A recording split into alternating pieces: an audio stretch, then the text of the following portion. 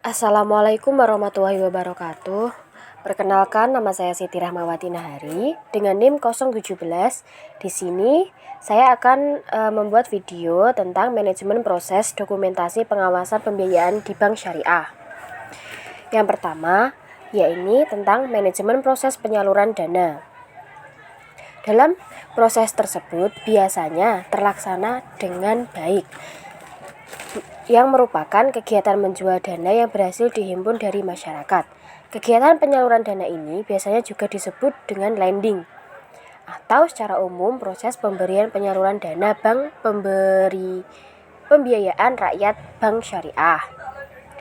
Hal ini dilakukan dengan beberapa prosedur, yakni yang pertama ada inisiasi calon nasabah. Dalam inisiasi ini merupakan proses untuk mencari calon nasabah yang berpotensial, seperti ada walk-in client dan juga sosialisasi. Walk-in client sendiri yaitu calon nasabah yang datang dengan sendirinya ke bank untuk mengajukan suatu permohonan dana. Sedangkan sosialisasi yaitu account officer mencari dan menemukan nasabah yang berpotensial. Yang kedua ada investigasi permohonan penyaluran dana. Dalam hal ini biasanya dibutuhkan beberapa proses, diantaranya ada account officer, yaitu dengan menerima data atau suatu informasi awal mengenai calon nasabah. Yang kedua yaitu membuat rencana kunjungan calon nasabah baik berdasarkan solicitasi atau walk-in client. Lalu mengunjungi calon nasabah dengan tujuan memperoleh informasi. Lalu surat permohonan penyaluran dana, identitas diri atau identitas suatu perusahaan, legalitas perusahaan, lalu informasi keuangan seperti neraca serta perhitungan laba ruginya, lalu rencana kegiatan usaha yang ingin atau akan dibiayai. Yang terakhir yaitu adanya data-data yang dianggap perlu. Yang keempat yaitu meminta data yang masih diperlukan. Dalam mengajukan permohonan kepada admin untuk melakukan penilaian apresial terhadap jaminan yang diberikan calon nasabah dan melakukan pengecekan usaha atau trade checking. Lalu ada B, customer service, yakni pelayanan pelanggan seseorang atau petugas yang menerima calon nasabah yang datang langsung ke bank untuk mendapatkan suatu layanan jasa perbankan yang menyampaikan kepada account officer. Yang C ada nasabah, yakni menyampaikan permohonan penyaluran dana kepada bank, lalu menyerahkan berkas-berkas yang berhubungan dengan permohonan penyaluran dana tersebut. Yang D ada kepala bagian marketing, yakni menerima dan memeriksa permohonan penyaluran dana, menunjuk akun officer, dan juga menyiapkan surat penolakan.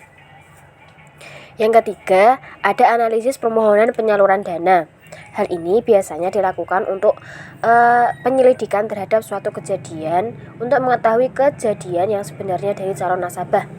Yang pertama biasanya ada akun officer atau analisis terhadap informasi dan data yang diperoleh dari calon nasabah dari pihak lain dengan tujuan memperoleh keyakinan tentang kemampuan dan kemauan dari calon nasabah.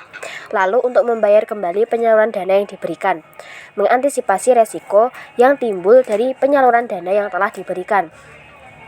Dalam hal ini, bank memberikan gambaran positif tentang 5 aspek yang diteliti, yakni biasa disebut dengan 5C plus S.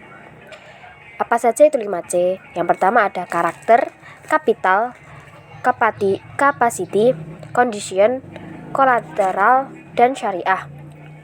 Dengan hal tersebut dapat dilampirkan analisis yuridis akun officer untuk disampaikan kepada komite penyaluran dana melalui bagian administrasi penyaluran dana.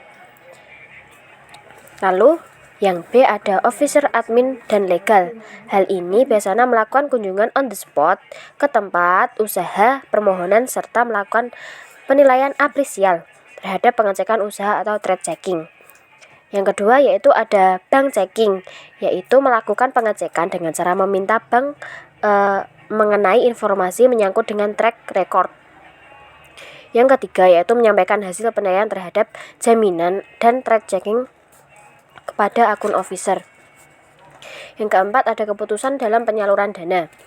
Dalam bagian ini biasanya administrasi penyaluran dana menunjuk atau menolak dari persetujuan permohonan penyaluran dana yang telah dinyatakan dalam suatu laporan hasil Komite Penyaluran Dana. Hal ini diberitahukan kepada permohonan dalam bentuk surat persetujuan prinsip permohonan penyaluran dana, yaitu ada SP4D atau surat penolakan dan juga SP3D. Hal ini juga menentukan waktu presentasi proposal penyaluran dana dan menyampaikan memo pemberitahuan kepada para anggota Komite Penyaluran Dana dengan melampirkan analisis penyaluran dana agar dapat dipelajari oleh para anggota komite. Lalu ada juga mencatat acara tersebut dalam agenda rapat Komite Penyaluran Dana dan mempersiapkan risalah rapat Komite Penyaluran Dana dan hasil Komite Penyaluran Dana.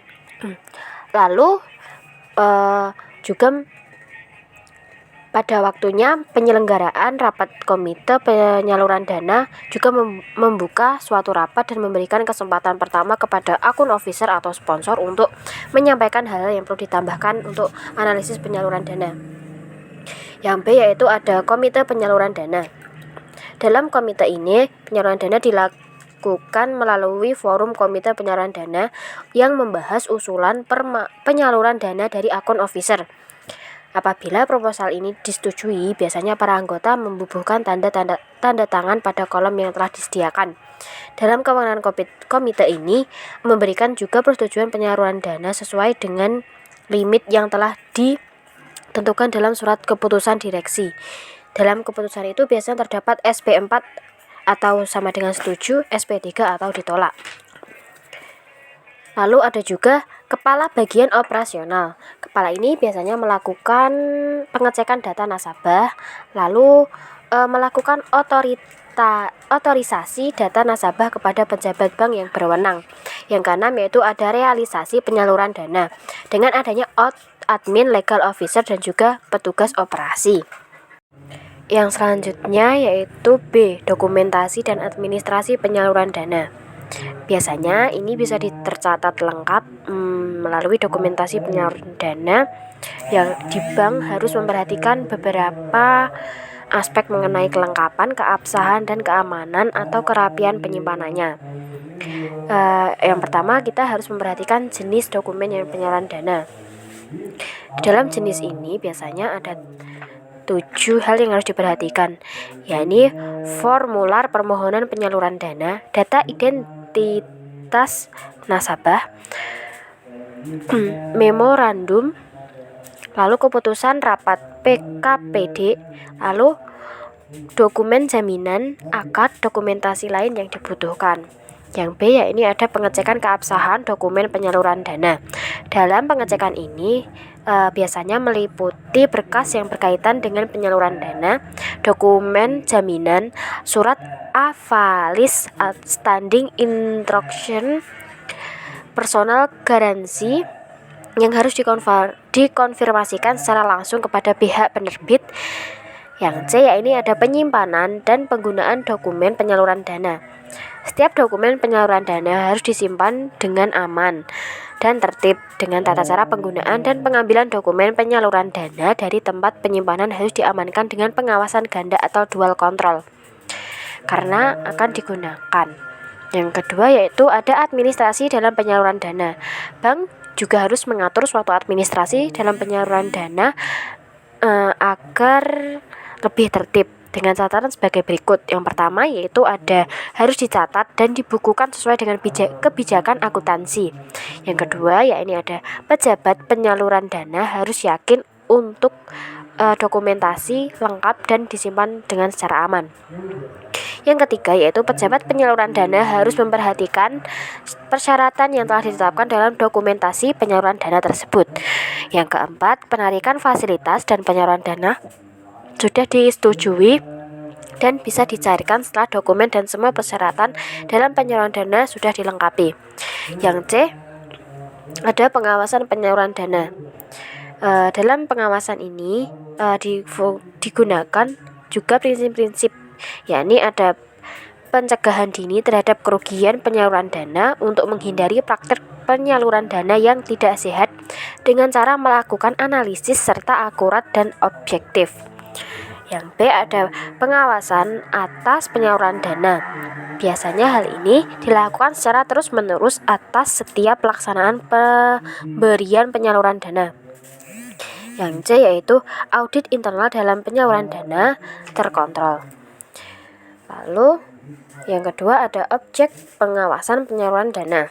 Dalam pengawasan ini pejabat bank harus mempunyai penyaluran dana dengan anggota KPD dan pejabat lainnya yang terkait. Jenis dari penyaluran dana, lalu ada pihak terkait yaitu pengawasan yang dilakukan kepada seluruh nasabah termasuk pihak yang terkait dengan bank. Yang ketiga yakni ada fungsi pengawasan penyaluran dana. Fungsi ini biasanya mencakup 5 hal. Yang pertama yakni monitoring penyaluran dana. Yang kedua ada pengawasan penilaian kolektibilitas. Yang ketiga ada pembinaan kepada nasabah penyaluran dana.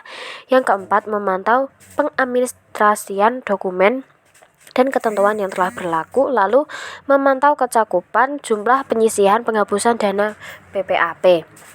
Yang keempat yaitu ada pengawasan melekat. Hal ini biasanya ada 2 hal yang harus diperhatikan, yaitu ada prinsip pemisahan strategi operasional dan pengawasan, lalu ada laporan pengawasan penyaluran dana.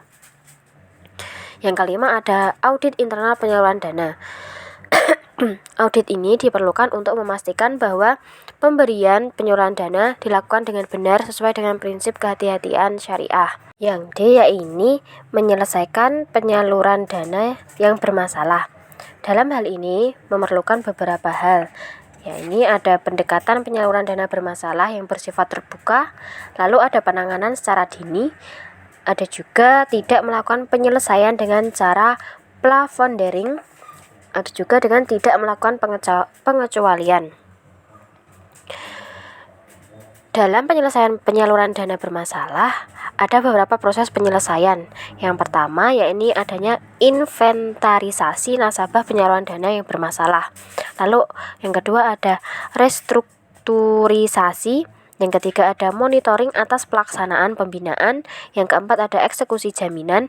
Yang kelima penyampaian secara hukum. Yang keenam penghapusan penyaluran dana yang bermasalah.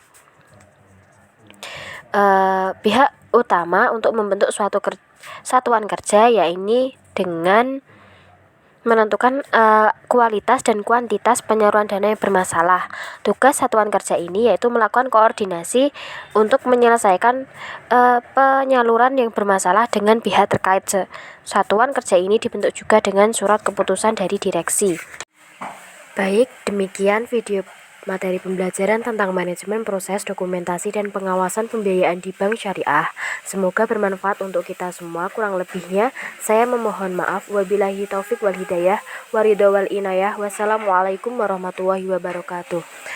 Terima kasih. Thank you for watching.